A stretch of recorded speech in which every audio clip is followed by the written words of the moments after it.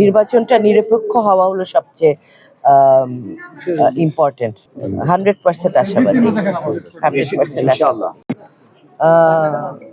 আজকে ভোট দিলাম অনেক বছর পরে এবং আশা করি ভোটটি নির্বাচনটি নিরপেক্ষ হবে, শান্তিপূর্ণ। আমি বলবো না, কালকে রাত 3টা সাড়ে 3টা পর্যন্ত আমরা ভোট কেন্দ্রে আমি ঘুরেছি। দু এক জায়গায় সন্দেহজনক লেগেছে। অন্য একটি দলের লোকজন তারা ভোট কেন্দ্রে প্রবেশ করতে চেয়েছিল, কিন্তু আমাদের দলের নেতাকর্মীরা তারা পাহারায় ছিল ভোট কেন্দ্রের, তারা তাদেরকে প্রতিহত করেছে। তো এরকম কয়েক জায়গাতেই ঘটেছে এবং কালকে এমনও শোনা গেছে যে টাকা দিয়ে বাড়িতে বাড়িতে যেয়ে তারা ভোট কিনছে। তো এখন পর্যন্ত এই পরিবেশটা এখন পর্যন্ত মাঠে শান্তিপূর্ণ আছে। দেখা যাক ইনশাআল্লাহ কি হয়।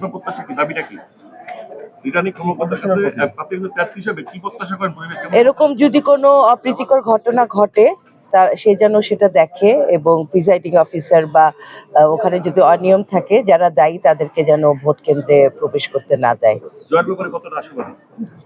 100% আশাবাদী, 100% ইনশাআল্লাহ। দেশে তো বিগত সময় আরো অনেক নির্বাচন হয়েছে, সেই নির্বাচনের তুলনায় এবারে নির্বাচনের পরিবেশ কেমন দেখছেন বর্তমান সরকারের যে আয়োজন?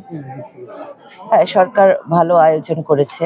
আমি আশা করি শেষ পর্যন্ত 4:30 পর্যন্ত এই পরিবেশ তারা নিরপেক্ষভাবে, নির্বাচনটা নিরপেক্ষ হওয়া হলো সবচেয়ে ইম্পর্টেন্ট।